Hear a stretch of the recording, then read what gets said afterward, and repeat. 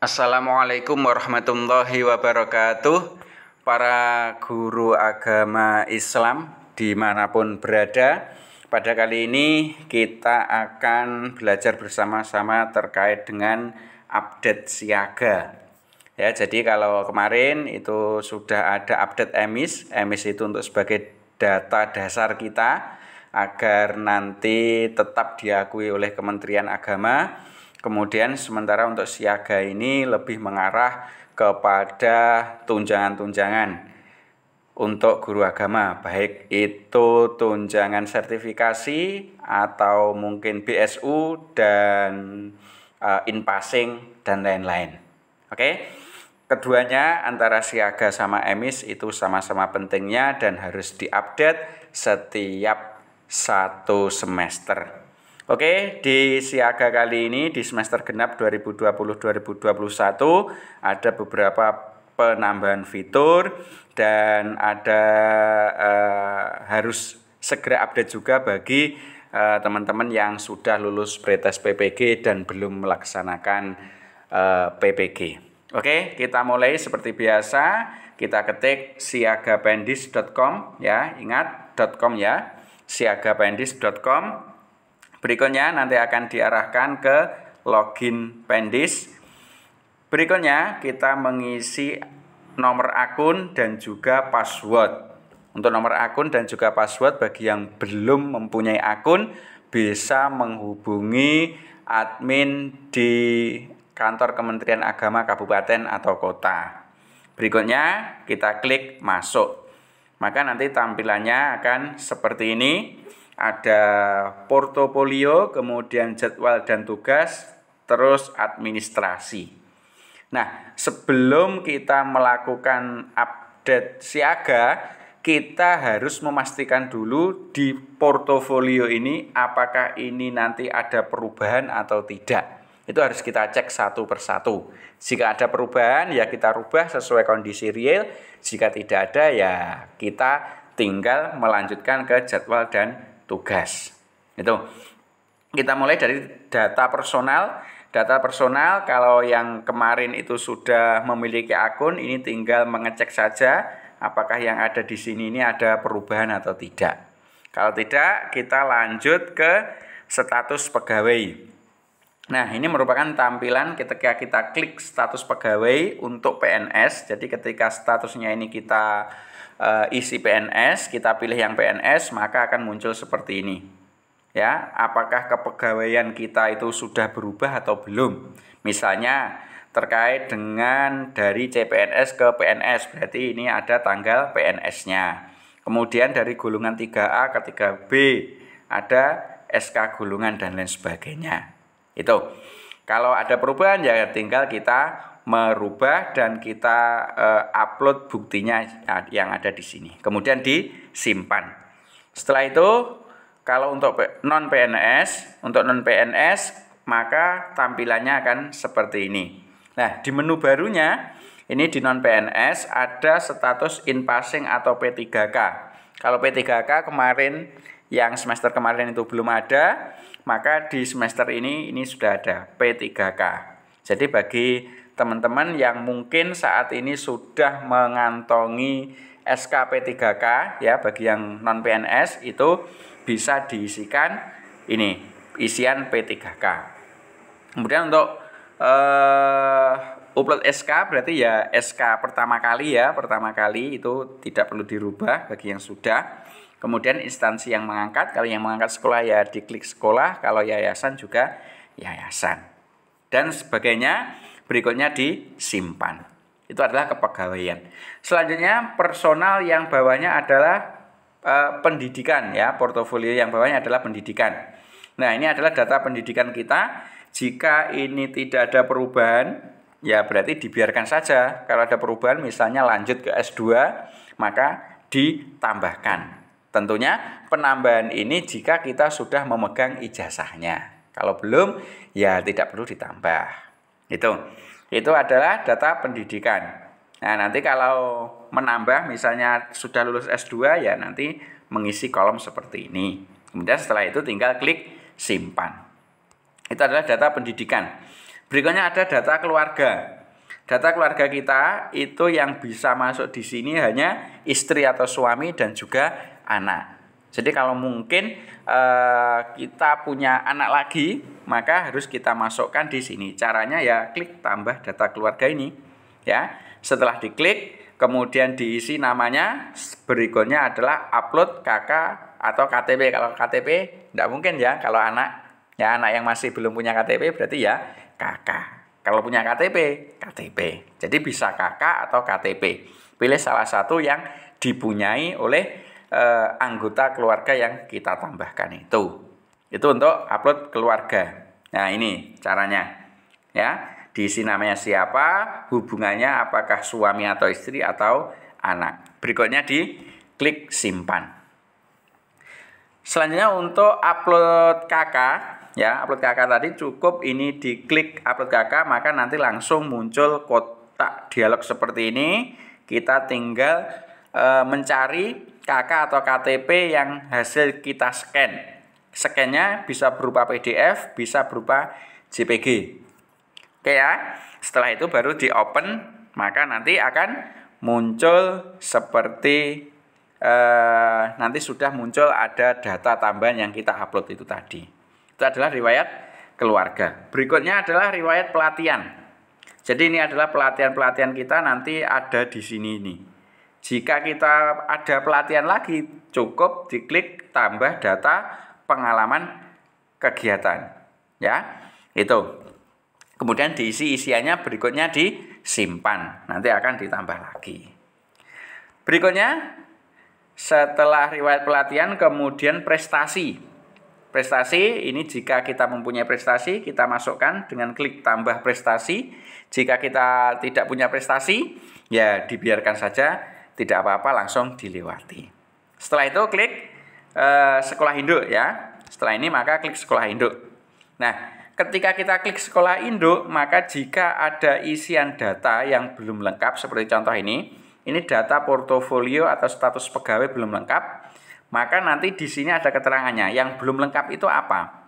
Ya, di sini ada nama ibu kosong atau belum diisi. Berarti ada data nama ibu kita yang belum kita isikan namanya. Dan ini merupakan fitur baru dan saya rasa semua dari seluruh GPAI ini belum mencantumkan nama ibu. Jadi harus diisi. Selanjutnya nama ibu itu di mana? Nama ibu itu terletak di personal.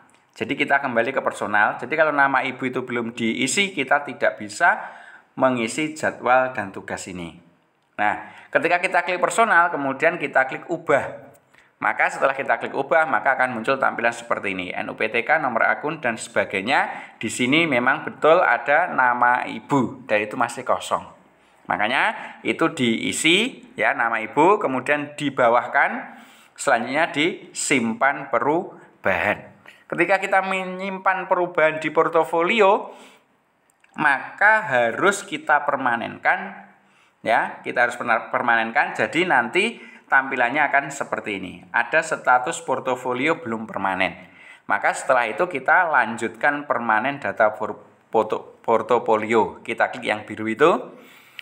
Selanjutnya ketika kita klik yang biru, kita akan diarahkan data perubahan. Jadi perubahannya apa? Nanti akan muncul di sini. Kalau ini contohnya, karena tadi data lama nama ibunya tidak ada, ya ini tidak ada, kemudian data barunya sudah ada di sini.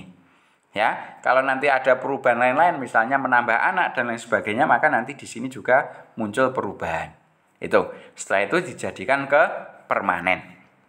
Ketika dijadikan ke permanen, maka langkah kita adalah menunggu, ya. Langkahnya ini adalah tunggu persetujuan dari admin Kemenak kabupaten atau kota. Kita bisa melihat di tampilan utamanya nanti ada seperti ini. Nanti kalau ini masih ada, berarti ini masih belum disetujui oleh admin kabupaten atau kota. Jadi kalau nanti sudah disetujui, berarti ini yang saya kotak ini sudah tidak ada.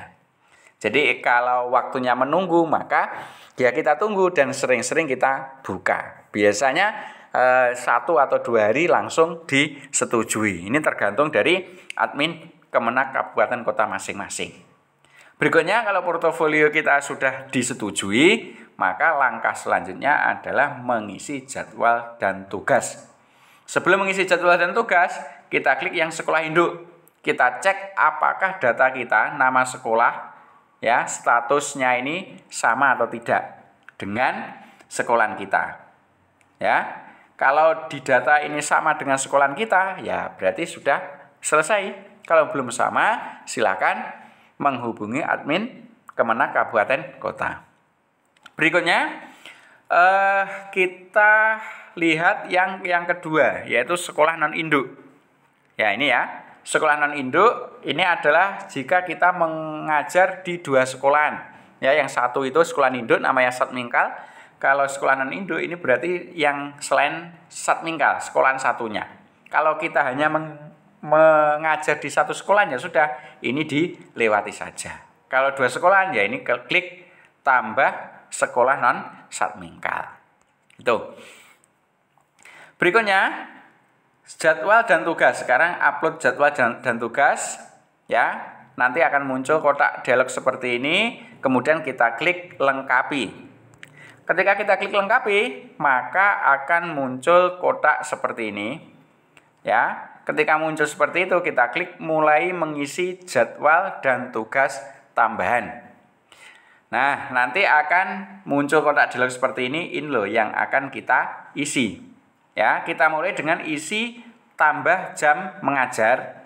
Ya, ditambah jam mengajar, maka nanti ketika ditambah, ya kita sesuaikan. Ya, nanti ada kelas 1, kemudian rombelnya berapa, terus siswanya berapa, mengajar berapa jam, nanti di sini ada.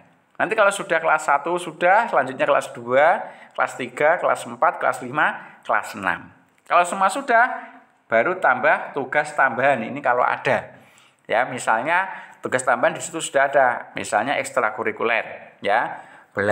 Baca tulis Al-Qur'an misalnya. Ya, kita tambahkan di kegiatan ekstrakurikuler. Kalau sudah, maka langkah selanjutnya adalah kita unduh jadwal dan tugas tambahan itu. Ya, setelah diisi tadi, ketika kita klik unduh, maka nanti otomatis akan terunduh file berbentuk PDF. Ya, di situ berupa jadwal mengajar kita. Jadi di Siaga ini jadwal mengajar itu tidak diambilkan dari SKPBM yang dari kepala sekolah itu biasanya, tapi diambilkan dari aplikasi ini. Kemudian berikutnya ketika sudah kita unduh, maka nanti tampilannya adalah seperti ini. Ini adalah tampilan PDF jadwal mengajar kita yang kita ambil dari aplikasi Siaga. Berikutnya setelah itu kita print dan kita mintakan tanda tangan kepala sekolah di sini dan stempel basah. Setelah itu, setelah tanda tangan kepala sekolah dan stempel basah, berikutnya adalah kita scan lagi. Ya, kita scan lagi berupa PDF bisa, berupa JPEG juga bisa. Setelah kita scan, kemudian kita buka Siaga kembali dan kita unggah jadwal dan tugas tambahan yang sudah ditandatangani dan stempel basah oleh kepala sekolah tadi. Itu ya scanannya. Kita masukkan, kemudian nanti akan muncul kotak dialog di sini. Kita cari di mana kita menempatkan scanan jadwal mengajar yang sudah ada tanda tangannya kepala sekolah tadi, kemudian di open. Setelah di open, nanti akan diproses. Ya, jika sudah berhasil, maka akan muncul lihat berkas. Jadi kalau belum muncul lihat berkas ini, berarti proses upload kita, proses unggah jadwal kita belum berhasil. Ditunggu sampai muncul lihat berkas. Kalau sudah muncul lihat berkas, berarti kita sudah berhasil mengunggah jadwal dan tugas tambahan. Lalu apa selanjutnya? Selanjutnya kita bawahkan nanti ada kembali ke halaman sebelumnya. Ini kita klik untuk mengembalikan ke halaman sebelumnya. Nah, di halaman depan ini tadi kan ada ini toh. Ini dilengkapi sudah. Berikutnya kalau sudah, kita baru ajukan verbal. Ini langkah yang terakhir ya. Ajukan verbal.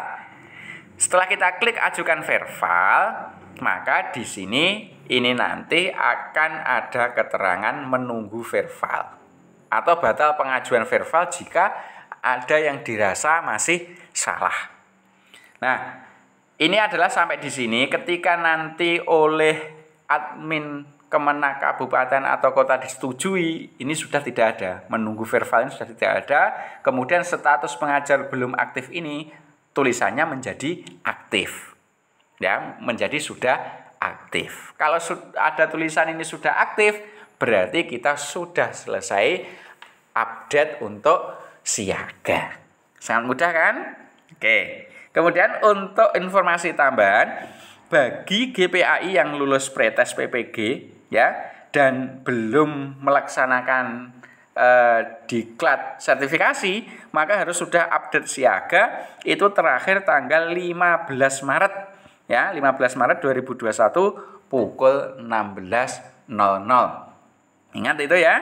Jadi lebih cepat, lebih baik untuk melakukan update siaga ini. Dikarenakan ini nanti ada kaitannya dengan tunjangan-tunjangan maupun program-program yang mengarah ke tunjangan. Nah, sementara itu semoga bermanfaat. Saya akhiri. Assalamualaikum warahmatullahi wabarakatuh.